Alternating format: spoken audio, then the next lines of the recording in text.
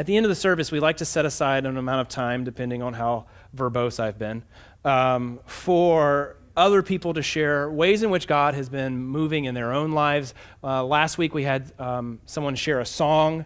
A couple weeks before we had Jonathan Dennison share a little bit about him as a staff member here. And we have a couple scheduled staff members, because I strong-armed them into it, coming to share a little bit about who they are and how they were called to ministry here.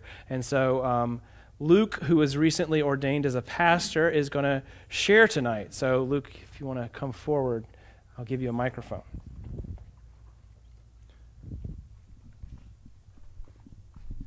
Thank you. So I'm Luke. I'm the youth pastor here. And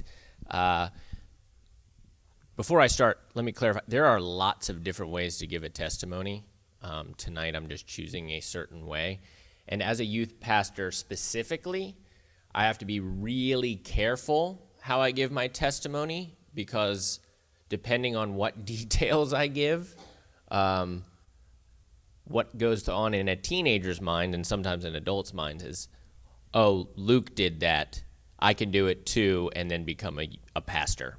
So I'm just so you know, I usually, when I give my testimony, rather than do in some traditions of our faith, there's the idea of like the one-upmanship of the testimonies of how bad your depravity was. I will spare you that. I will spare my wife that, because she cares that I don't share all of that publicly. Oh, and I'm online. So I just usually I encapsulate it into something like I was doing stupid stuff. I can just say before I begin that I did way worse things than watch The Simpsons. So I was raised in a nominal Catholic home, like many of you probably were, so I got my first communion and checked off that box, and then I never had to go back to church again. But as a kid, I was pretty perfect. So I had an older brother that messed up a lot, and so I watched his example and was like, nah, I'm not going to do that stuff. That seems a lot of trouble.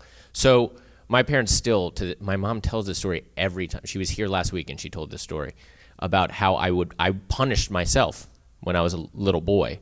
Like if I did something wrong, I would feel so guilty that I wouldn't even get caught for it. I would go confess to them, and they'd be like, I'm going to my room. And I would punish myself. I don't know how I was born this way. I was just born that way. It was very weird. And I was constantly, as a little boy and all the way up into my early teenage years, being told how good I was, which I wish more of our students would be told that, even if they're not being good, that they just need to know that they're good.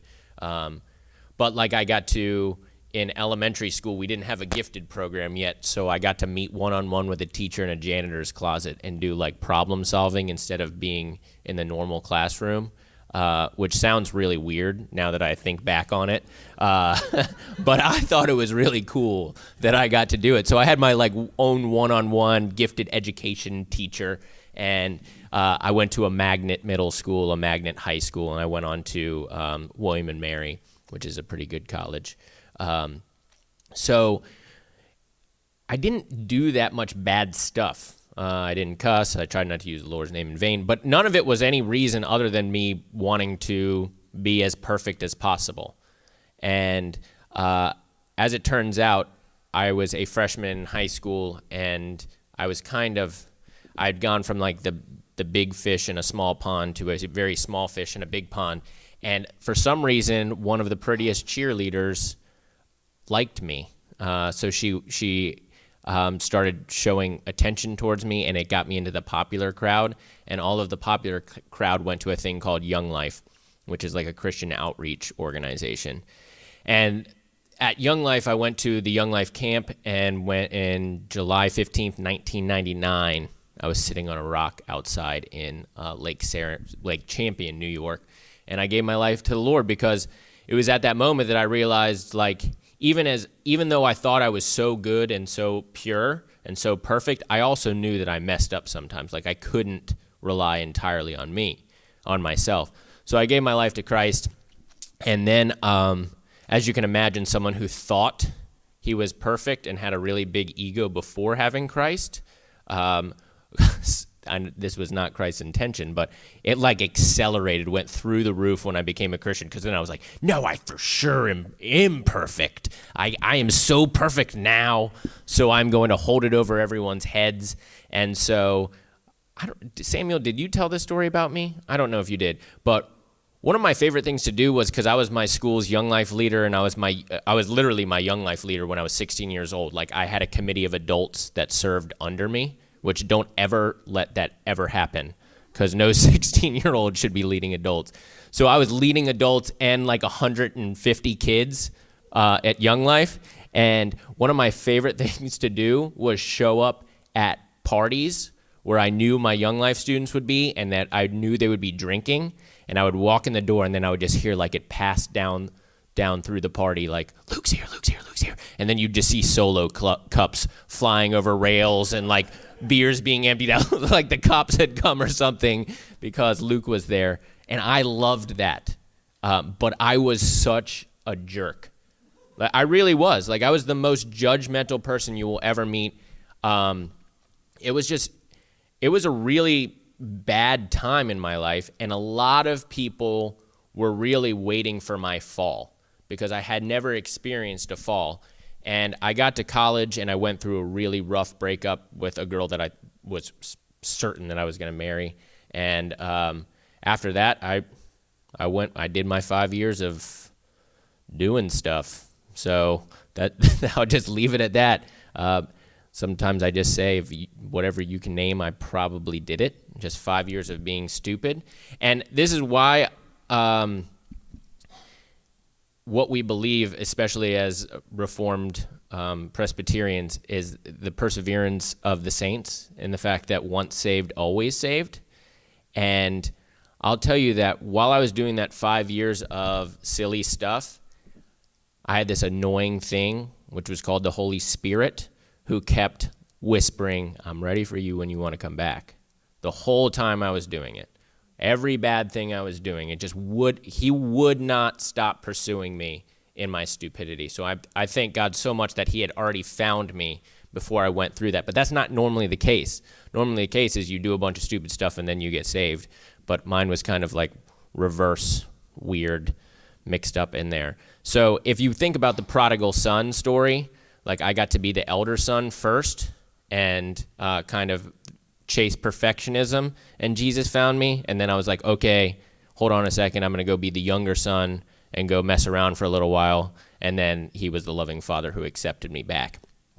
And so he did accept me back when I was about 25, and it was more like I was definitely spiritually like wounded and limping back, which is kind of the way our disposition we should be as we approach Christ. So I was limping back to him, and of course, one of my old mentors scooped me up right away, probably way too soon, and was like, all right, you're going to be a youth pastor. Okay. All right. So I was just doing some really dumb stuff 6 months ago, but I guess I'm ready to start leading again.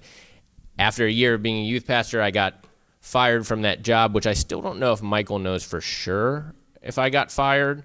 He does know? Okay, thanks. Did they ever tell you why, Scott? Okay. I'll leave out the details of that story then, too. I'll just say it has to do with a best man speech that went awry on my behalf. If you want to know the details of that speech, I can tell you at a later date. It's nothing too bad, but normal best man speech. My one problem was that in that speech I had declared, my name is Luke Barnes. I am the youth pastor of Spring Branch Community Church, which I should have just left that part out. Like, it was completely unnecessary. So after getting fired from that job, I went on to seminary. And just so you know, if someone goes to seminary or college or grad school, that does not mean that they know what they want to do with their lives. A lot of cases, they go to it because it somewhat puts off real life. So even while I was in seminary, I was still trying to figure out what my calling was, what God wanted from me.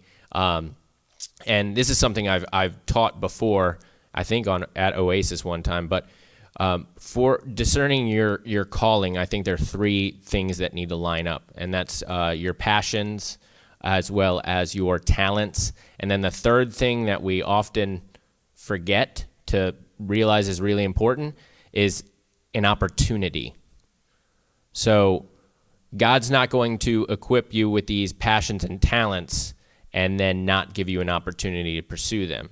So when I was finishing up seminary, I basically did a shotgun approach to where I wanted to serve, whether that was I applied for teaching at Christian high schools, I applied to multiple churches, and the opportunity opened up at Trinity, and then and Scott was along for the ride for this, he just kept opening up a lot of doors, like to really drive it home that I was supposed to be here.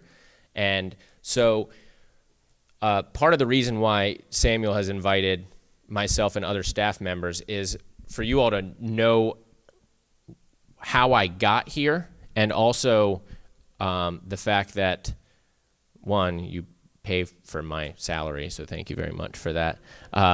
But two, that you recognize that I am where I'm supposed to be. And I can tell you that ever since being here for the past year and a half, this place has been the most healthy experience of my life. As far as spiritual health goes, mental health, physical health. I just started running again, so physical health will get there. But it's just been a really, really healthy experience, and God keeps reminding me and pursuing me and telling me that I'm supposed to be here. If any of you hear otherwise, then please let me know, and we'll pray about that together. We'll try to discern His will.